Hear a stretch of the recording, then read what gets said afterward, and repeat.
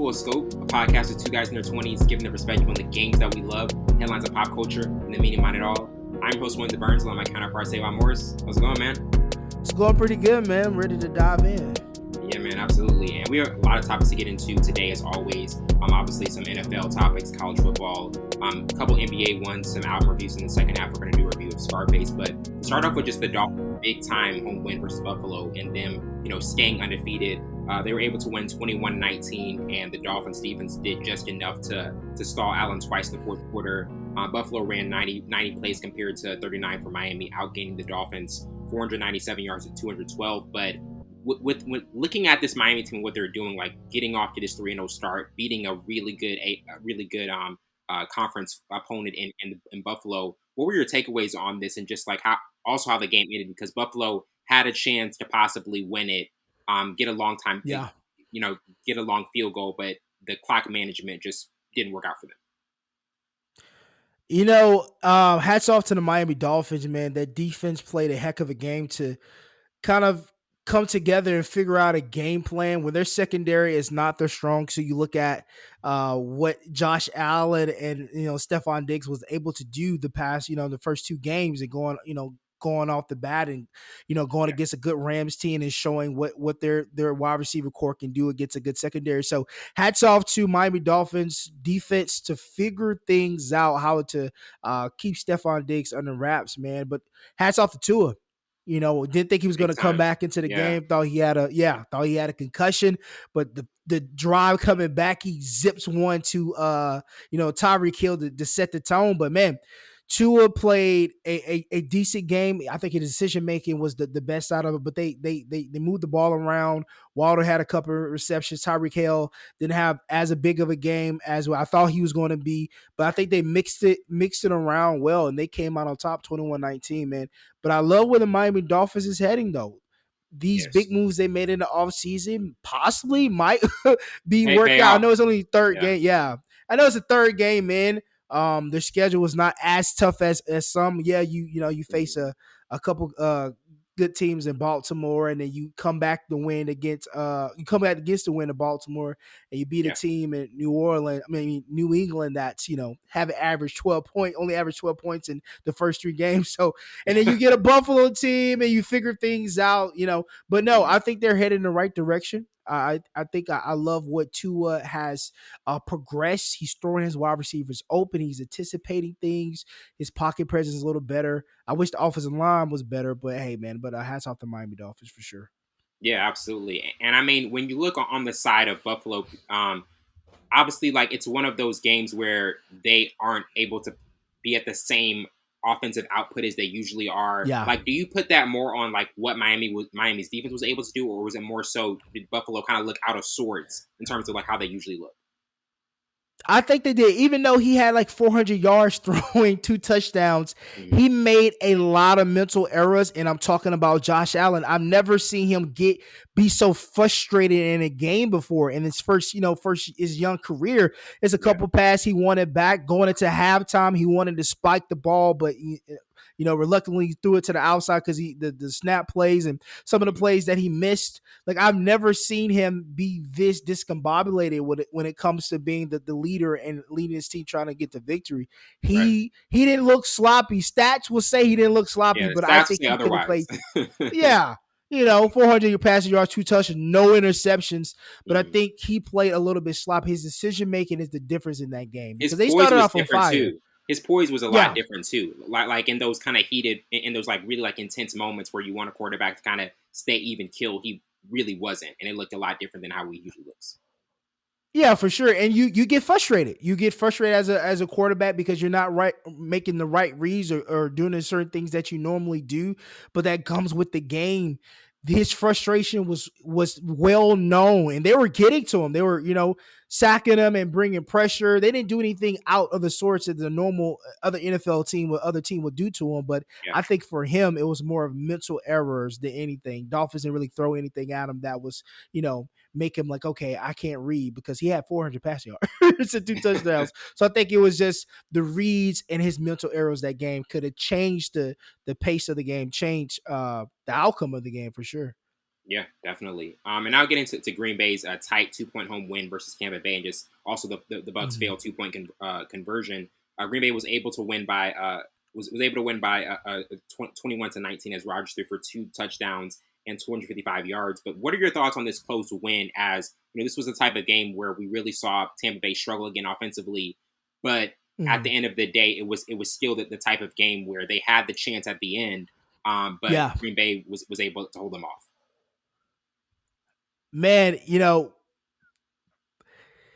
Hats off. I'm gonna say it again. Hats off to the Buccaneers, man, because we started on fire. Green Bay, first two drives, they go out there, score. Bakhtiari's back, where we're utilizing both our running backs. We have a good game plan, and then come out of the second half, we have interceptions, penalties, turnovers, and we're making turnovers in the process. Man, they stayed in that game. They figured it out.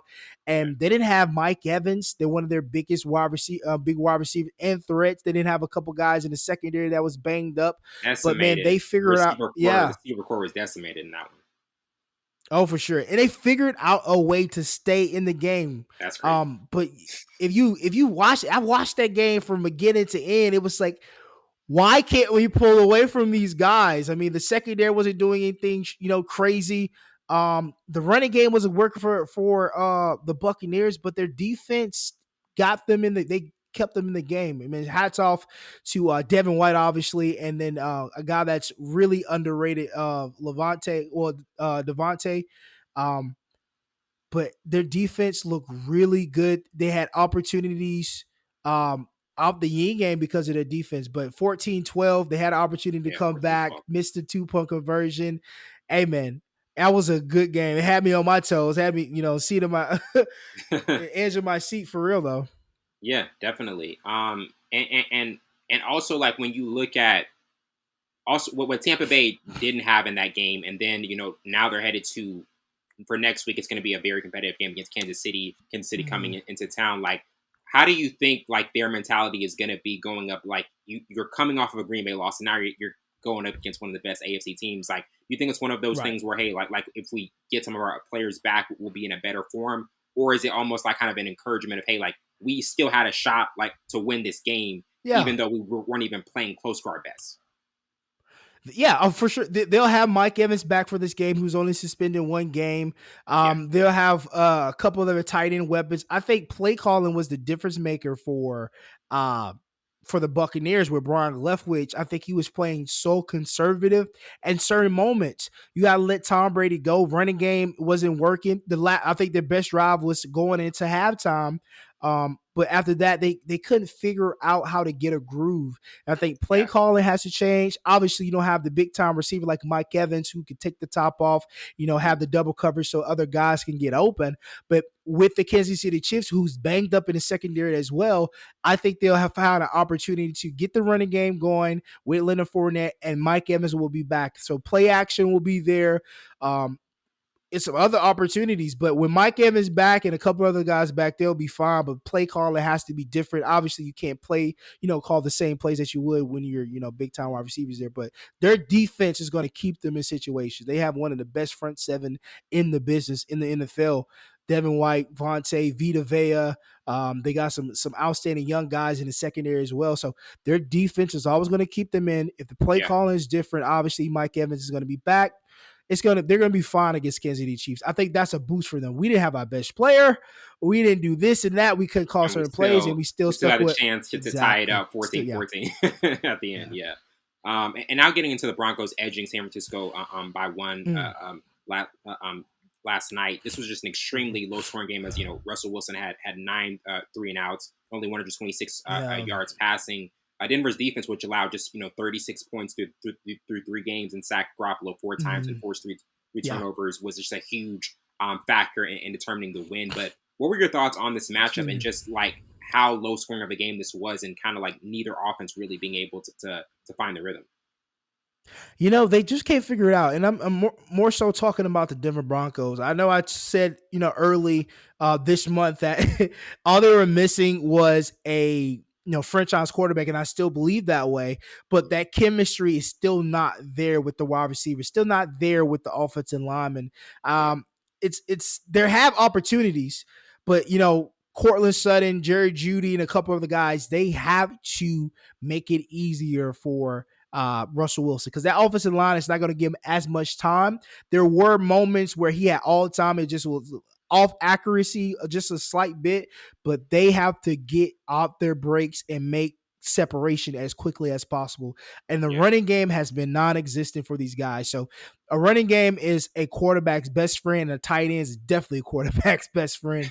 So when they get that going and the chemistry's there, I think they'll be fine. Obviously, we see the defense keep them in situation. Bradley Chubb is coming to it his own. He's touching that ceiling here shortly, and he has so many weapons in his arsenal as a pass rusher and a run stop defender. But once that offense gets clicking and get that chemistry and the running game starts working, they're going to be fine. They're still 2-1.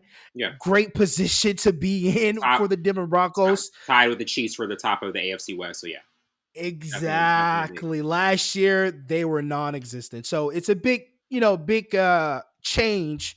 And I still stand by. They just needed a franchise quarterback, and they got that. Just give them some time. There's 2-1, so yeah, I think they'll be fine. Yeah, absolutely. And before we move on, like looking at some of the other developments yesterday, a lot of them were from the AFC West, because Las Vegas 0-3. It's just a rough start for them. The Chargers, they lose. They lost to Jacksonville. Kansas City had a surprise. Had a surprise loss to the Colts. Like what was the most surprising development for you in terms of yesterday's games? It had to be the Chargers and the Jacksonville Jaguars, hands down, because we are so big on Justin Herbert and the mechanics and the tangible, intangible things, and they have a good offense, and I think they have a better defense with Joey Bosa and Khalil Mack, one of the top 10 pass rushers in the league, and you come to a team with the Jacksonville Jaguars who were just try to get through last year, but without, I guess they're letting Trevor Lawrence go, but we didn't see the same Chargers team that we saw previous from last year in the first two games. I think something has changed, but the Jacksonville Jaguars may be serious this year. But that was the biggest surprise. I thought they were going to just mollywalk them. We saw how tough Justin Herbert was last game prior to this game. So I was just like, they're going to mollywalk. And Trevor Lawrence, them guys, they don't have enough, but they come up with the W. Man, you got to love football. I didn't expect that at all, but I think they're definitely going to bounce back and get back to, Eckler being so pivotal in the run game and as well as the pass game. But every dog has his day. There, what they say. Every dog for sure has his day. Do you have any thoughts on Rihanna being the Super Bowl halftime? Oh man, bro, that's some big news. That's gonna be dope, man. I just imagine who she'll bring out with her, because last year, obviously, Dr. Dre kind of spoiled us with Eminem and Snoop Dogg, 50 Cent. 50 Cent almost died, trying to hang upside down. A lot of blood went to his brain. He had a big head, too. It's like a pit bull. So we almost lost him last year. We had Kendrick out there as well. So and we had Anderson .Paak. So she has the expectations are high for her. Yeah. Yeah, and she's back. You know what I mean? This is probably her first performance in years since the VMAs when she did that live performance. It's been a minute. Mm-hmm. Yeah, she's going to put on a show. Expectations are high. Oh, for sure. I hope she brings out Drake. That would be fire. Oh, she brings out Drake. Come on, bring out Drake. Sentimental reasons. Right, no, for real. But now getting into college football and just thoughts on Oklahoma's upset loss versus Kansas State. Kansas State won 41-34, and Adrian Martinez ran for 148 yards and 4 touchdowns. Also threw for 234 yards in his score. But what are your thoughts on the Wildcats, finding a way to win in Norman again, and just the major upset it was? Man, we always look at Oklahoma since Baker Mayfield. Almost the same story. Same story when Kyler Murray, even take it back to 06 with Sam Bradford. Sam Bradford, yeah. Like, these guys always have one of the best offense you're going to see, but their defense is always lacking. I don't understand it, Wellington. They allow each season at least 20 points a game. It doesn't matter who they're playing. They at least allow 20 points a game from the span of 06 to 2022, they at least allow 20 points a game. Defense wins championships. That's why they don't have one just yet. Why they don't have one in this millennium? Because they don't Yeah. have a defense.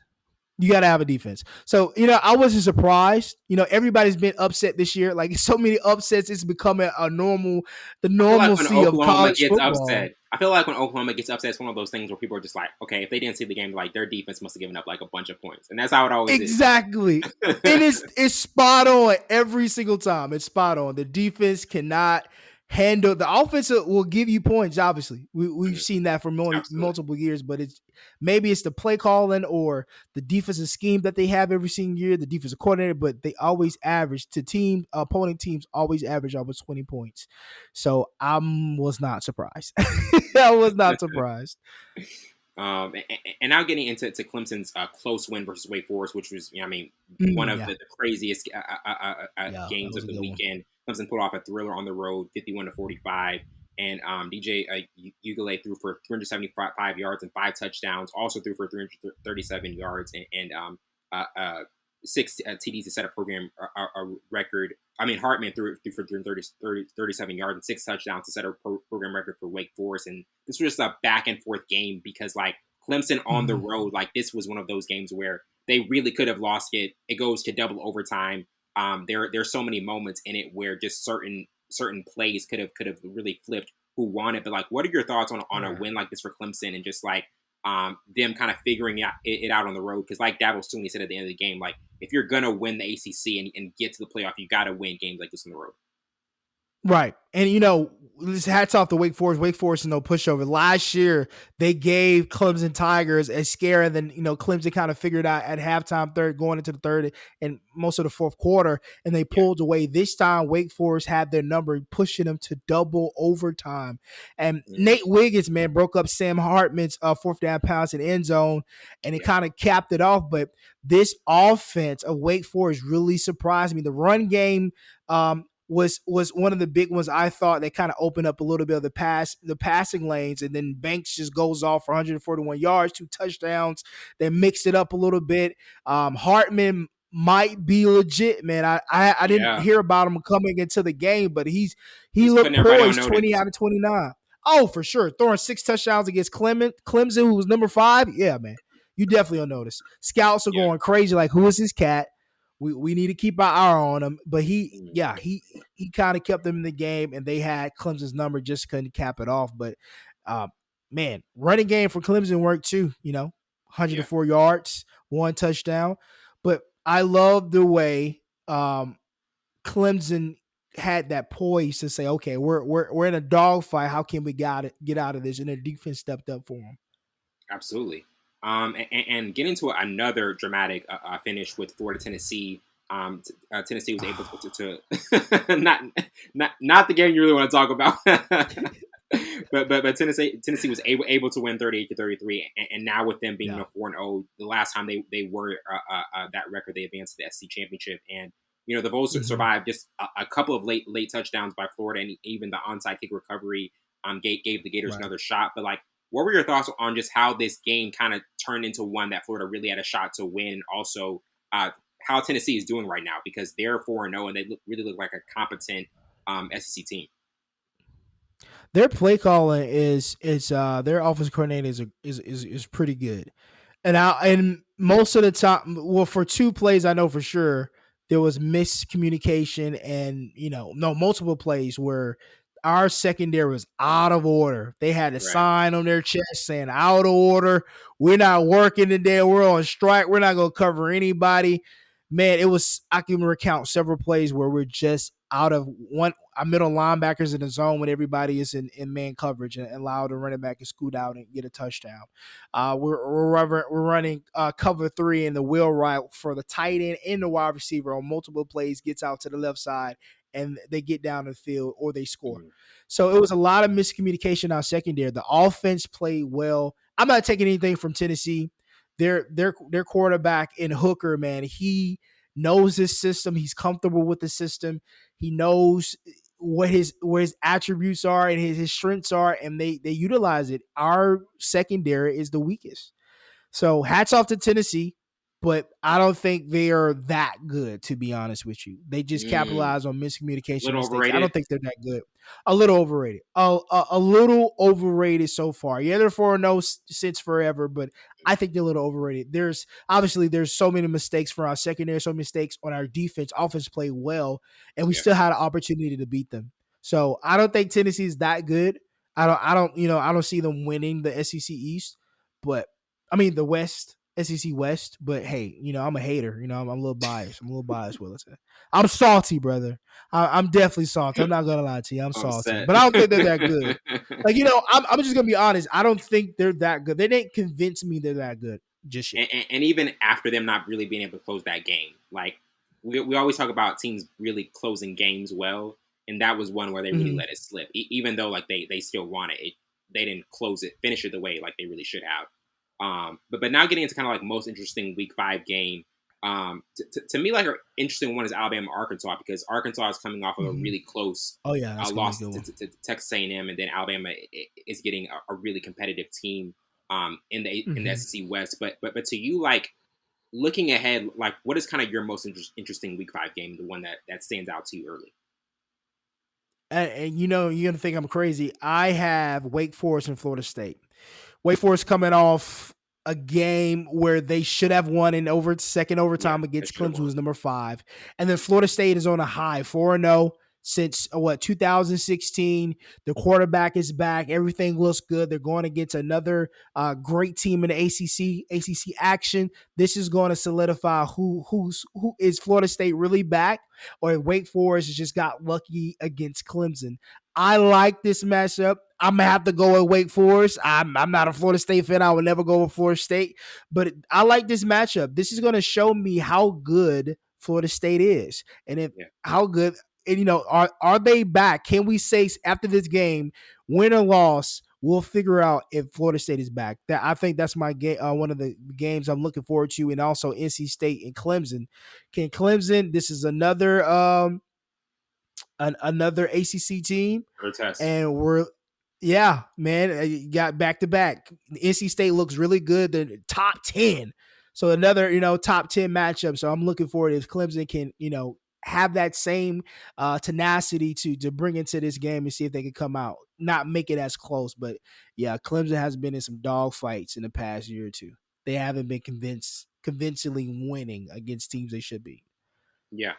Who would you say, like in terms of like the teams that you've seen so far? Like, would you say it's kind of been the Georgia, Alabama, Ohio State, or those teams that you think are Excuse me. still at the top? I mean, obviously, like we have some teams like Florida State that could possibly try to get in that mix, but like who are the teams that you're kind of like, hey, I trust these teams. I know they're going to kind of like stay at the top for the foreseeable future. Oh, Georgia is conventionally better than every other team Yeah, with losing 18 starters to the man. draft. Um, Georgia is solidified. I'm still not big on Alabama this year. Um, I think Oklahoma Did State is that legit. Texas did that Texas game kind of give you a red flag in terms of just like their struggles in that Yeah, one? Yeah, yeah, I think there's still some leaks in their offense and defense. I don't think Bryce Jones is as solidified as we thought he was, even though he has all these NILs and commercials. I don't think man, the commercials he's are flooding in for solidified him. himself. Commercials are flooding Yeah, in man, for come on, him. bro.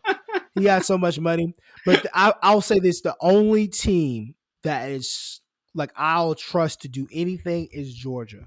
I'm telling you, No other team, yeah, no other that's team the in the team where I'm just like, yeah, they NCAA. got it, Yeah, they got it, yeah, for sure. They are all special all teams, fronts. offense, defense, all fronts. They are solid. Mhm. They have like 5 tight ends that can start at any team they wanted to. Oh Running yeah, backs. Stetson looks good. Like, they have everything you want. Yeah, that's the only check team. boxes. That's the check boxes Check. team. Whoa, yeah. Boy, I'm afraid of them this year. Yeah, definitely.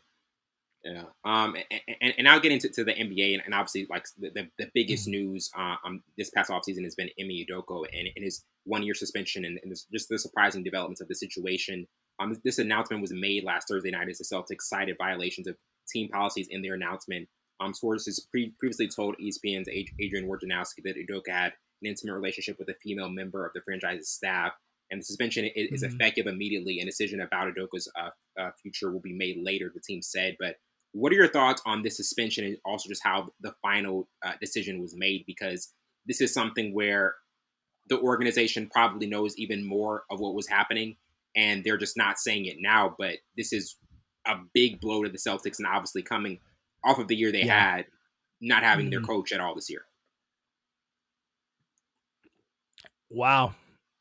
The why this is public, it's baffling to start off. Yeah. If you have an internal problem, this should not be public. Mm-mm. It's being run so high, and Brett Favre's And situation that has not too, been and run. that It's one too. yeah, That has not been addressed enough. I mean, yeah. they're acting like that's just like, hey, we're letting it Oh, we fly. always do that. He just got caught by it, you know. But I think this should have been handled internally. To be honest with you, this should not have been as blown up as it should. Yeah, you want people to be aware, but I think this could have been an internal thing. People to ask questions, but you deal with you have a whole PR department, you have publicists, you have specific protocol. The fact that the Celtics has handled it this way, I don't understand it. This should have been handled internally. As the head coach, I agree with the year's suspension. Do I think they should make him resign after a year's suspension? No, because in his first year, he took you to the NBA Finals. Yeah, So outside of his, off court things, he deserves a second chance. And as an organization who hasn't had a championship since what 2009, 2008, right? 2008. 2008. Yeah. You can't get rid of the guy who took you to the NBA Finals. Mm-hmm. Year suspension, cool. Fine him some much of money, cool. But if you get rid of him fully, you're going to go back to the same situation, almost get into the NBA Finals, not getting over the hump. It's evidently he knows something or he has that chemistry with the players to do so. But I just think this should be handled internally. This should have been Something not like swept this. under the rug. Yeah. Yeah, something like Yeah, this should not this just is be just fully laid out like no. that. That's Mm-mm. dirty. That's dirty. That's real dirty. That's dirty. That's real dirty. Because some of the head coaches have. You look at who was the general manager? I forgot his name for 76ers when he had his West comms. They didn't blast him like that. Information came out later, but he was Oh, long Colangelo. gone. Yes, Colangelo. Yeah. yeah, he was long gone before everything came out. So in this situation for your head coach, you have to, man. You they handle it wrong to me. But Yeah. I do agree with the suspension The and suspension. hopefully Yeah. some The firearms. Yeah. length of it when you're Yeah. in that position. Yeah. But just to put it out like that Yeah, that's fully, crazy. it's just Yeah. it's not right. Just running it every hour. Mhm. You know what I mean? That's just too much. Too much. Absolutely. And getting to another situation with ownership, Yeah. thoughts on just Robert Sarver selling the Suns and Mercury after his recent controversy, and after 18 years as the owner, he's stepping down after racially insensitive incidents Yeah. of his became public, and he's the third owner in the past 8 years who's had to do this. Even Chris Paul wanted the league to give him a harsher penalty before than just the initial 1 year suspension and 10 million fine, but what are some of your thoughts on how the situation has unfolded? And we're seeing just a trend of a Yeah. lot of owners in the NBA having issues like this and Yeah. it being brought to the forefront. And, it's one of those things where when is this going to be put to an end? Or is it just one of those things where the NBA knows this is happening and they're just still having to deal with it almost year after year? Yeah, because I mean, they known about it for years. They just don't do anything about it until it's like highlighted. Yeah. I all these owners think as these players as possessions anyway. And that's why I love that the players are getting more of a voice and a platform and to be able to construct their own deals and ask for what they want to ask for. Yeah. Because at the end of the day, if it's a business, they're a business too. They're a business entity as well because they have a lot invested in your team and in their career. If you're going to treat it like a business, they're a business entity too. So man, all these owners, these racist owners, everything's just coming to light. This has been happening for years and years. It's just Mhm. coming to light, and everything is more heightened because we have social media, which I love. I have a love relationship with social media, I but it get that. has heightened and highlighted so many things that's lie dormant or not. People are not really talking about. But yeah, man, yeah, step down, give it to somebody else who actually cares about these players. Thinking want to be racist with it because this league is, I'll say, 95% predominantly black Hmm. or brown or just some kind of, you know what I mean? So Yeah. to be, you don't want your players, they don't want to play for you if they think the owner, just like the Clippers owner, you know what I mean? Donald Sterling. Like when he, yeah, when he went through that, was like, bro, I don't want to play for him. Like, nah. And then, yeah, so more people need to whistleblow on this racism that goes on into these sports and in the world. So yeah, he deserves everything. Yeah, sell it, the Mercury Oh too, sell it all, yeah. and go be racist in Florida, down in Florida, Florida. Go to one of those retirement homes and just be that's, racist with the that's where you got to Republicans go. out That's there. where you got to go. Yeah, let's go out there. And I'll get into our first album review with Dixon's 004DAISY, just initial takeaways of it. In his latest project, which is a follow up to last year's Darling EP, and with features like Tinashe, Seven Streeter, and Vic Mensa, Mhm. there's different sounds and themes, such as full on dance and R&B, plus on ladder band ropes and just distant rock elements in one of the electric songs, Butterfly. But what are some of your takeaways from this new project? Because we talk about Dixon a lot, like he's Yeah. one of the up and coming guys. I think he put together a Hmm. project that can Hmm. really show how long he's going to be Oh around for yeah. a long time. And I thought this was he put out Excuse three or me. four singles, and I think a lot of these songs, even the extra ones, really Right. flow together. Yeah. No, I thought this was, first of all, concise. 10 songs. Um, I thought it was a good mixture of production. Sometimes you forget that it's R&B, and it sounds alternate to me, but he has a way of using his voice to bring out the instruments and the beats. I think it's his voice is an added instrument, but like his beat selection and production, man, it was, yeah. It really was a vibe. It really was a moment to endure for real. Like I like this album. I thought it was definitely a vibe, I really liked and it. he had that bumpiness, and yeah, he had every element you want in the album for sure. I don't think he Only didn't thing I leave would, out he didn't leave out any element in this album. I thought that was what was really impressive. Like he really touched on everything. yeah, oh yeah, for sure. The only thing I did like was the transition into each and every song. Like, and some Could have been transitions, sharper. yeah, it got a little lazy. Especially when you have your own producers. Like, string those songs together, especially as an R&B. Make It it makes me a it all story. it almost makes me think of remember Kalani's album Blue Water Road, like Yes, which we love. yes, yes. There are transitions in And there that are hers, just like crazy. Like it blows you away, man. Like yeah. it, she never Hmm. misses with transitions, and it made me think of just like how certain artists and certain albums, they really know how to string it together. And that's a part of making a great album, because you don't feel like it won't make you feel like it sounds the same, but it's just a good transition, just like a DJ. Like Yeah, how DJs transition to different songs and finding the same BPM and all that good stuff. It's just with an album, it makes it 10 times better. Because if I hear one track and then you go to the next track, it doesn't have no resemblance to this track beforehand. I'm like, bro, how did you arrange this album? Like, did you not want it to flow? Like, the flow of the mhm, album makes you feel like you're not listening to 10 songs. yeah. It seems like you're missing to one big song, one big story. So I think that's the only nitpicking I'm taking from Dixon. But this album was definitely a vibe. His voice is nice. It fit every beat that he had. I love the features. But that's the literally, I'm nitpicking at this point, Wellington. That's the only critique I Because have for there this wasn't a album. lot to critique on this project. It wasn't a lot Yeah, because he nice. he did really good. Yeah, for sure. Um, A big yeah. three. And now getting into our next review with Symba DJ Drama's Results Take Time. In this new release and 16 song mixtape, Symba gives off just a lot of introspective raps and tries to put out relatable lyrics along with rapping over beats that artists who want to become mainstream rap over. But what were your thoughts on this mixtape and just kind of like the main thoughts of it? Because he is we also recently talked about DJ Drama and what he's been doing with other artists, and he collabs with another one. But what were some of your main thoughts on this and takeaways of it?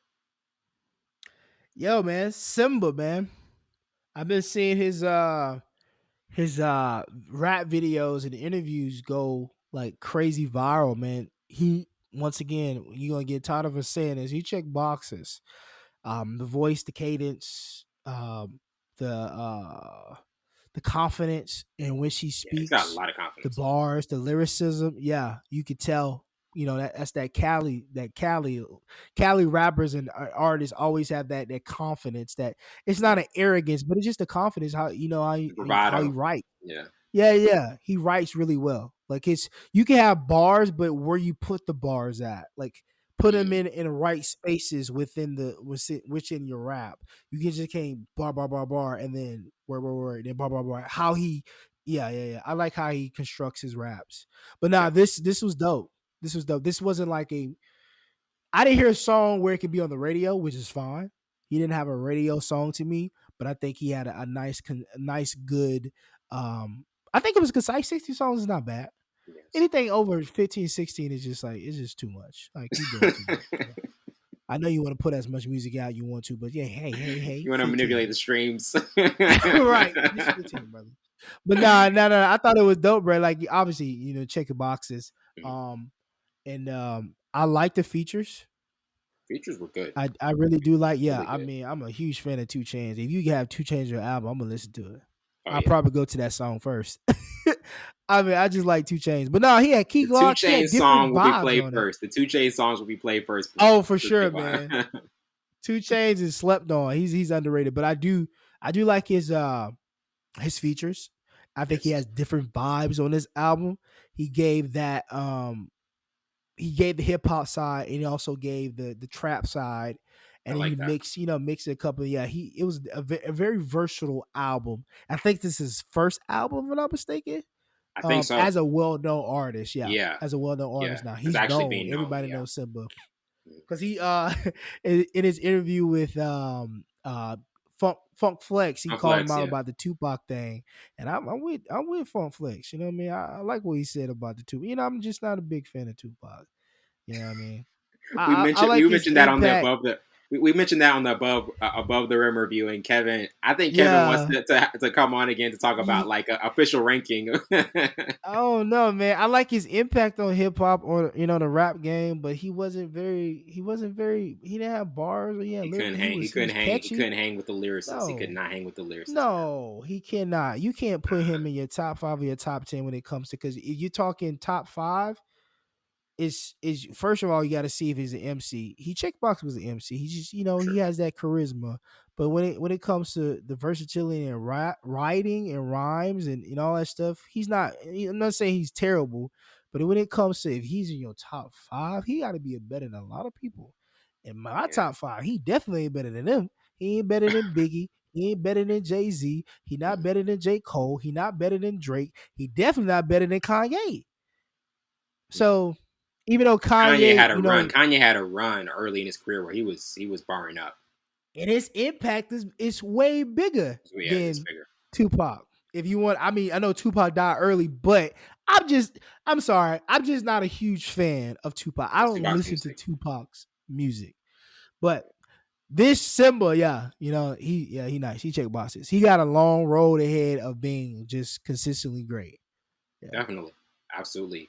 And getting to our next album with Jessie Reyez, Yessie. This is kind of like a different type of underground album. In her latest album, her voice is matched with just all kinds of beats, such as '90s R&B beats, rock and roll, hip hop, and even slow jams. But Mhm. what were some of your thoughts on these lyrics and her vocals? Because she really she in her project she does pick a lot of different sounds and nuances. But how did you feel like she fit on these beats? It was too sporadic. It had too many like the rock, the art. It's just too Just much. too much for you. Yeah, she. I think she did too much on this. I mean, first of all, we'll give her kudos for a concise 11 song album. Um, yeah, I just thought it was too much. I think she tried to do too much. I think she literally tried to be Drake, and I've seen Drake and her. Yeah, she's He friends with was Drake. at That's the funny. release of part. Yeah, I think she's trying to be because Drake has been doing it for a while and he knows how to add all those elements, dance hall, Yeah, the rap, the R&B. He knows how to combine those in a nice album.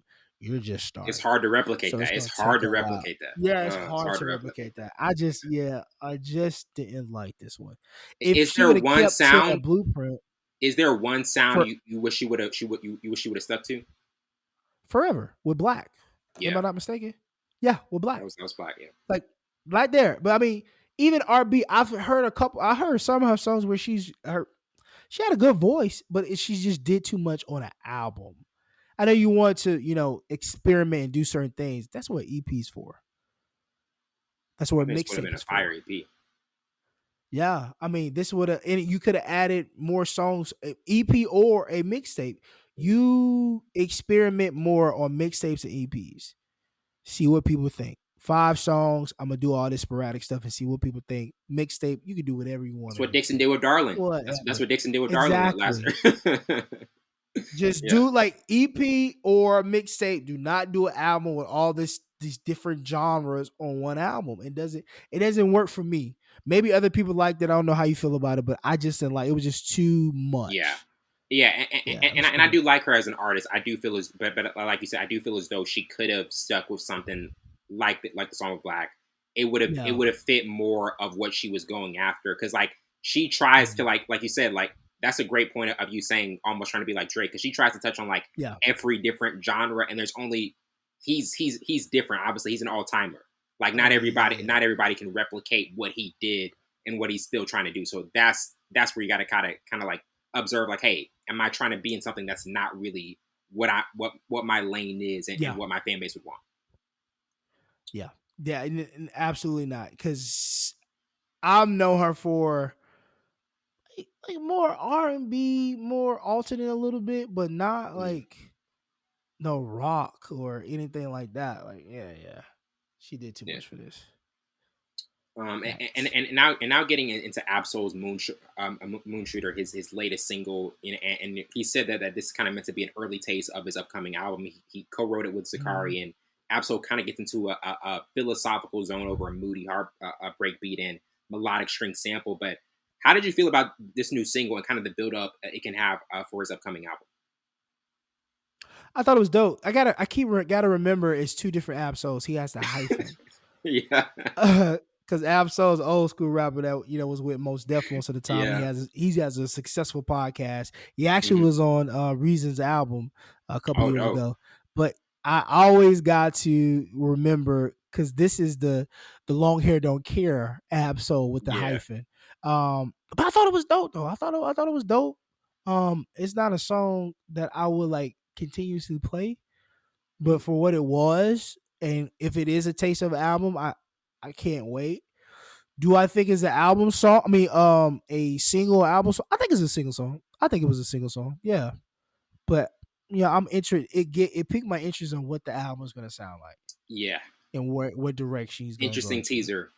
That was definitely an interesting Yeah. teaser to have. Mm, Um, and get into our last music review with Freddie Gibbs, Dark Hearted, in his new single before his next album, Soul Separately, which is going to come out this Friday. He collaborates with James Blake and discuss kind of being in a vulnerable place along with being contemplative. But what were some of your main thoughts and opinion on this new track? Because obviously, like we mentioned with Freddie Gibbs' last album, Alfredo, how good that was, and also just like what he can do with this next project. What were some of your initial thoughts on this one? not a single song. First and Yeah, foremost, I thought it that's was an for an album album. song. That's for an album. Yeah, yeah. I like Freddie Gibbs as a rapper for sure. I think he checks. I think he checks certain boxes, but for this song to be released as a single, I don't agree with that. I think it was the definite album song. This will tie into another track or tie into 2 tracks. The one It'll in front sound of him great and the on the one album. behind. I think it'll sound really good on Yeah, the album. Yeah. yeah. I mean, the production wasn't bad, but I thought it was a decent song, but I just don't think it was um single worthy. This ain't when I think of single songs, it's something that you can play on the radio, that you can play continuously over and over, It's a banger. and it just has that. Yeah, it has that. A banger. Some slow song, rap songs. Yeah, it can be Um, singles too. Yeah. yeah, it can be singles too, but this was not a single song. This is And that's the not thing. something I you can liked the play over song, and but I over. was like, this is not the second single you should put out before your album comes out, man. Uh, Like, this isn't the uh, one. Like, just don't put out another one. Just wait because till the he already album put out drops. Basically, a single Too Much with Moneybagg Yo before, yeah, and that one sounded yeah, more. and that I was was a like, oh single yeah, song. that was fire. Yeah, yeah, Yeah, that was fire. I'm like, just hmm stick with that and then put out the album. But I don't think he needed to do another single. yeah. You're jumping the gun. That Moneybagg Yo one That was, was fire. excuse me. Yeah, it was fire. Yeah. Moneybagg. Yeah. That was dope one. That's a single song. But Yes. this one, no, bro. You should have just waited. Now, you could have like I'm looking at his playlist, bro. Oh, go back. Look at his playlist. You could have dropped the one with Innocent Pack. Oh yeah. Or I mean, because I know the Offset one has to be like a more mid up tempo song with Pain and Strife. But like I'm looking at all these tracks and these features. Maybe he didn't want to drop a feature and wanted to wait. But I don't know. I just didn't think that was a And single song. and speaking of his album, there's also Boldy James has an album coming out. Rome Streets has an album coming out this Friday.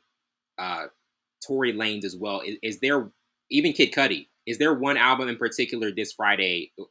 Maybe Oh even the wow. Freddie Gibbs album that you kind of think it is the one you kind of have the most expectations for. That Kid Cudi one sounds interesting. Just to see what direction he's going to now in his career, because he's still doing the same songs on tour that he did, back in the day. So now I'm interested in what vibe he's gonna bring to the album because I didn't know he was dropping. Mm. What vibe? Because he's on tour right now, actually. Yeah, So the fact that he's that he's dropping an putting album. one out now. Yeah, it's very interesting. But it's a Yeah. packed album Friday this upcoming week, so it should be really How interesting. many songs? I'm It's not like sure. 15? I think it's around around like 15. I think so. Yeah, I'm interested in The what vibe timing he's of it gonna is bring. interesting. Yeah, the timing of it is really Yeah. yeah. Now I wonder if he's dropped any other new songs while on tour because he's on tour with uh um not Vince Staples. It's another guy. It's one. Yeah, I'm not gonna. Yeah, I can't remember. Oh, Denzel Curry. Okay. He's on tour with Denzel Curry. Himself is another artist that they're on tour because they were in Atlanta. Got it. Not too on Labor Day weekend. Mm-hmm. But yeah, it should be definitely interesting with him being on the tour as well. So definitely can't wait for that. Well, we're gonna take a quick break and we'll be right back with our Scarface review.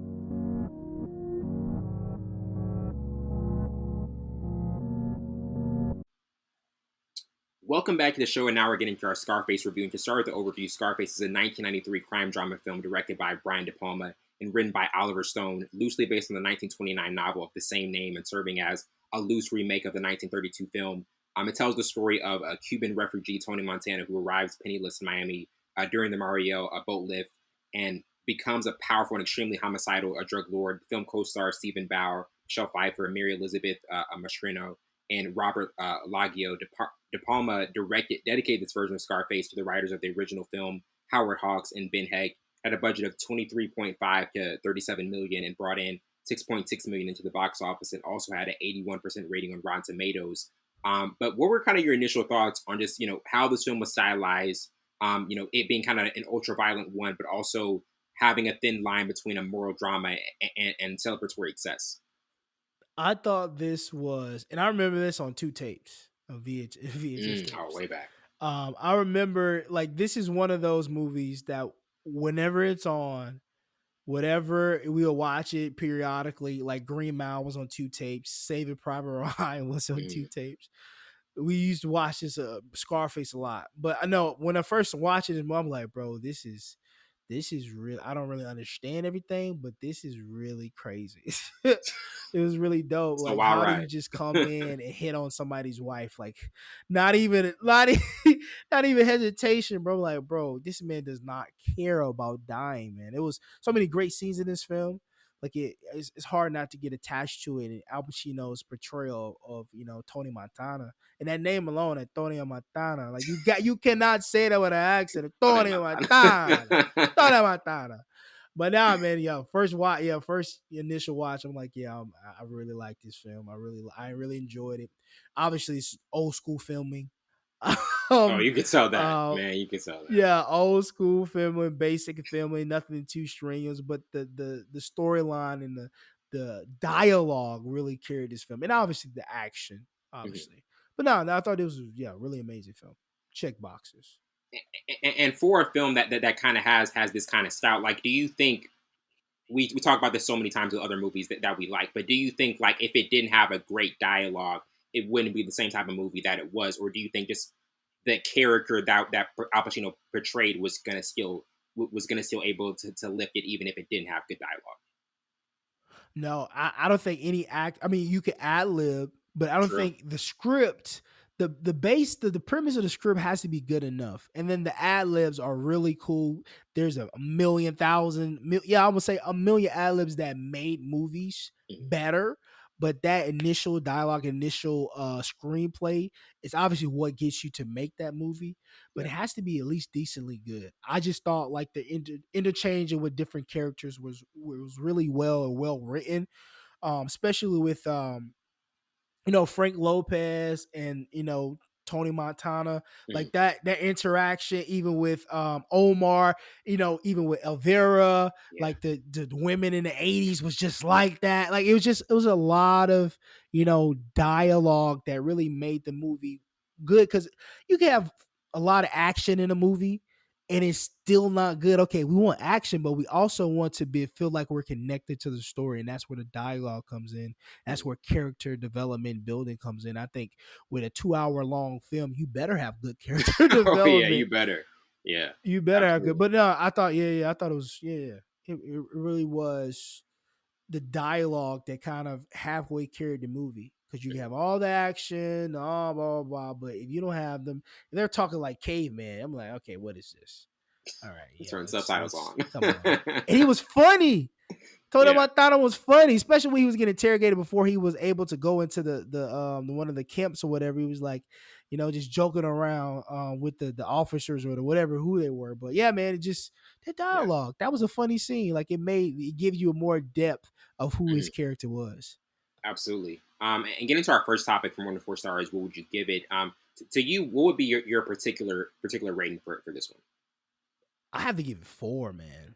Yeah, man, I this have to this is give it a amazing. 4.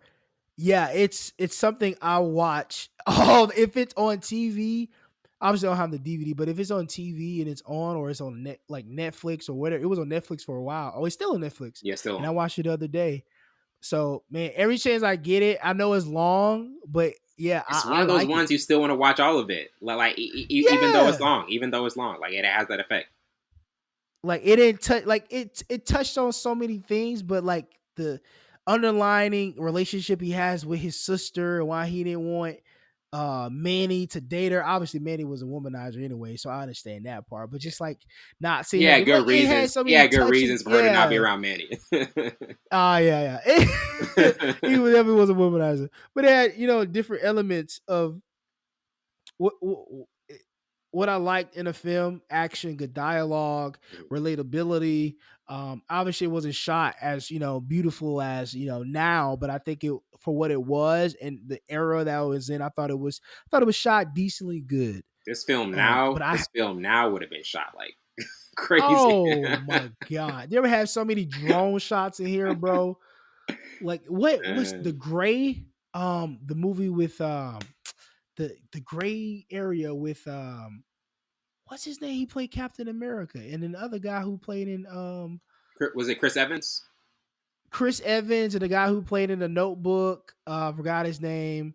He played in a bunch of other movies, but Mhm. there that was shot so beautifully. And I think we talked about that. It was shot so beautifully, and Yeah. the whoever flying that drone did an amazing job. So I just imagine if this was shot now, I would like a remake, to be honest Oh with you, yeah, to kind of. see a Yeah, different element of absolutely. shots and to see, I don't know who to get to play Tony Montana, because Al Pacino shut that role That's so down. tough. That's so tough to follow. That's so Down. tough to follow, Yeah. man.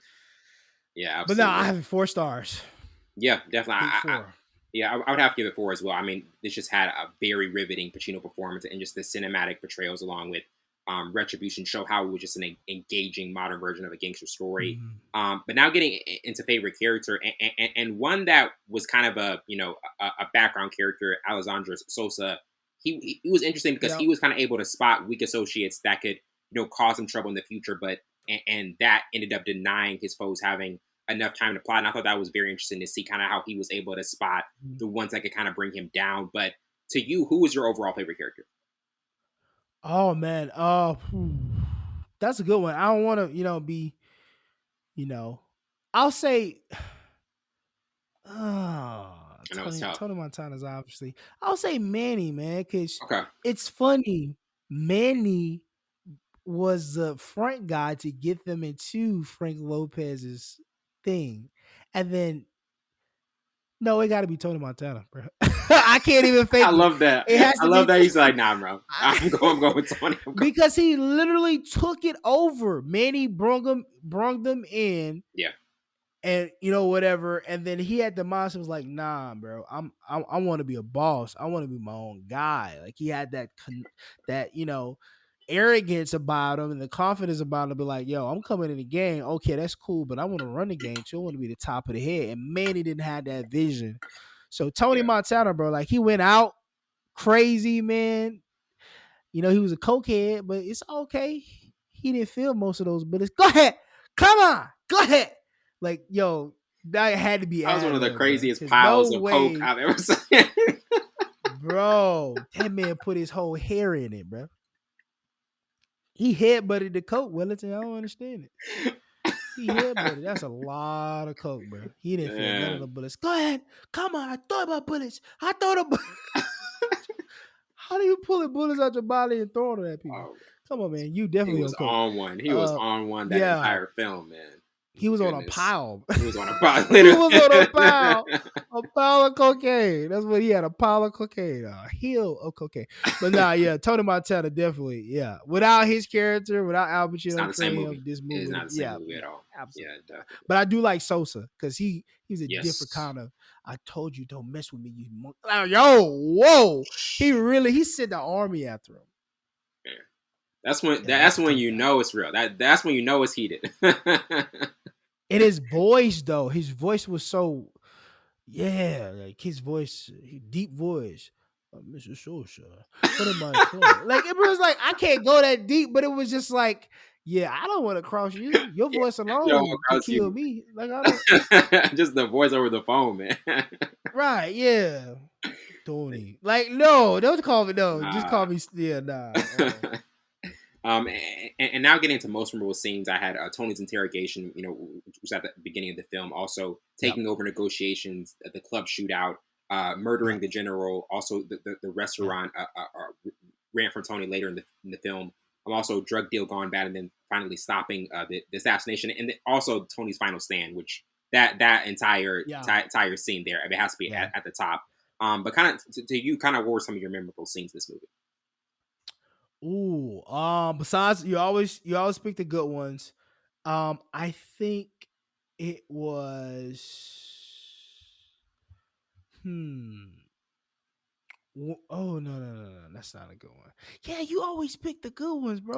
Oh, when he shot Manny at the house. Oh yeah, that's when yeah. He was, yeah, there you go. There you go. Yeah. I'm like, bro, you another kill your best friend. and just no hesitation, just looking at Gina and just pow pow, like whoa. The look he had after he did it. Yeah, this blank face. You can't change it. Yeah. And then obviously, Gina shooting at him or whatever, and then actually nick him was a good scene because she was like, "Yeah, like you want me, you don't want nobody else want me." Like that's why I was thinking, like, what kind of a like, what's wrong with you? You want to see your little sister prevail? That was strange. You know what I mean? Yeah, it was definitely strange. And then she ended up dying. Yeah, that's crazy. That was a good scene though.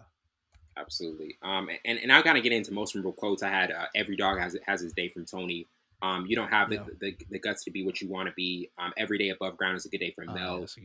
Who put this together? Me. That's who do I trust? Me from Tony. And finally, I always tell the truth, even when I lie from Tony. Man, Tony was just taking up this entire list from the quotes. But to you, were there any like kind of standout quotes that you had?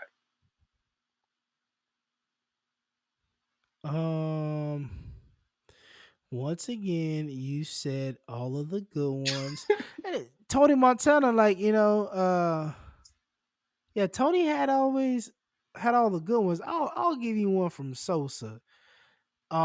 He said, "Oh yeah, I'll tell you once. Don't f me.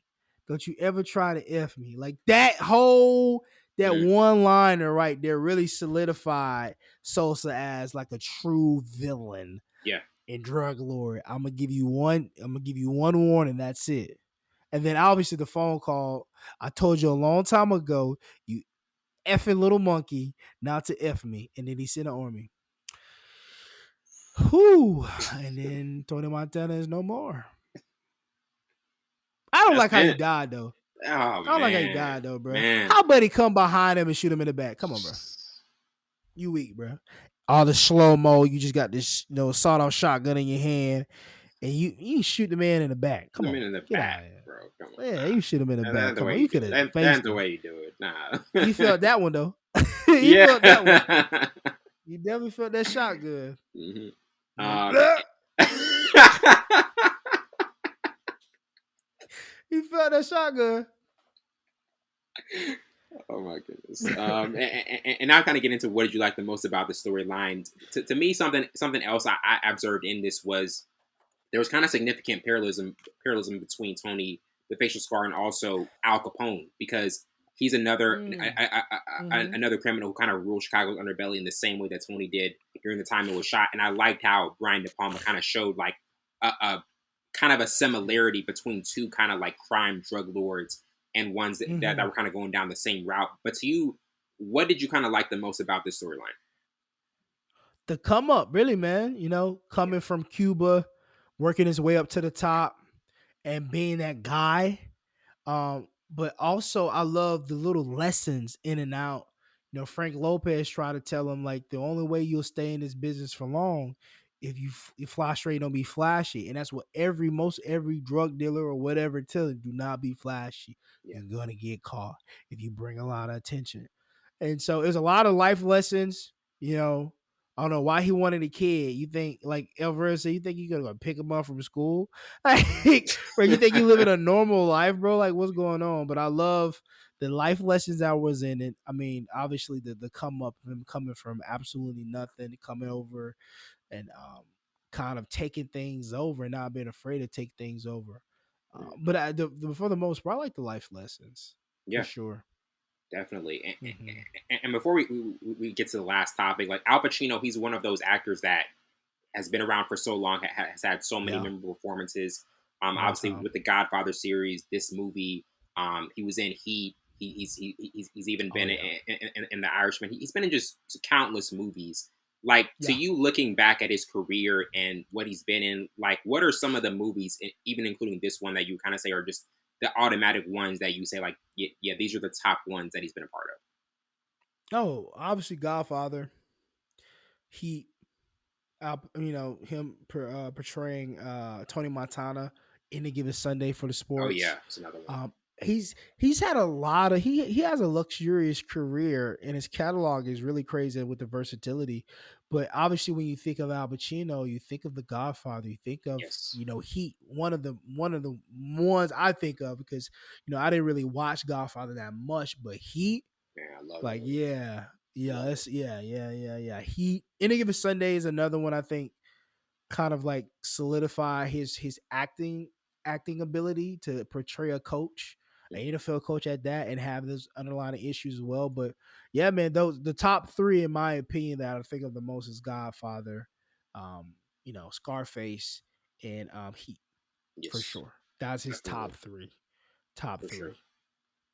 Um, and now kind of getting to our last topic, 10 years from now, do you still think this will be watchable and intriguing? And this is obviously past that in Yeah. so many different categories. Obviously, like you mentioning the VHS tape, obviously, like it shows how long it's been around. But to you, like, what do you think will continue to make this just that movie for the people that haven't seen it as much and are interested in what Al Pacino did earlier in his career? Because this is one of those movies where if you watch it, you're going to be able to tell how Yeah. good of an actor he was and how he could take a characters over the top.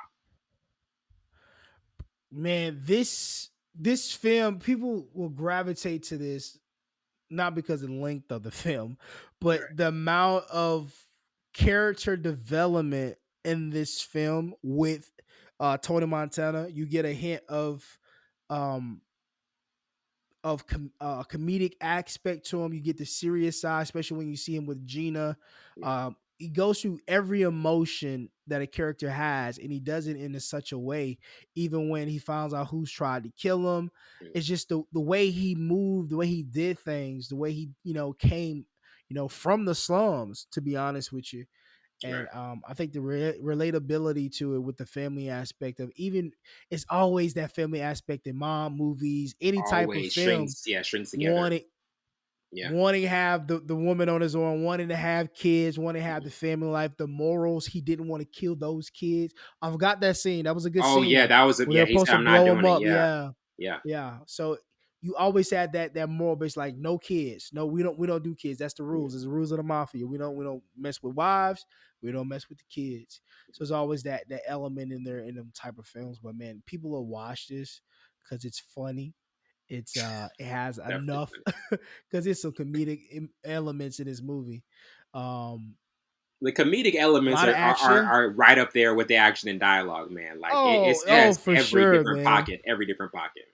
As soon as you turn it on, he's joking around with the guy with the interrogator guys and him just like having the moments with even Frank Lopez, But nah, yeah, the comedic aspect, the dialogue. I mean, it's enough action in there, not too much, not too little. It has enough action sequences in there to keep you engaged. And obviously, the 80s the what it is when they speed pass or whatever.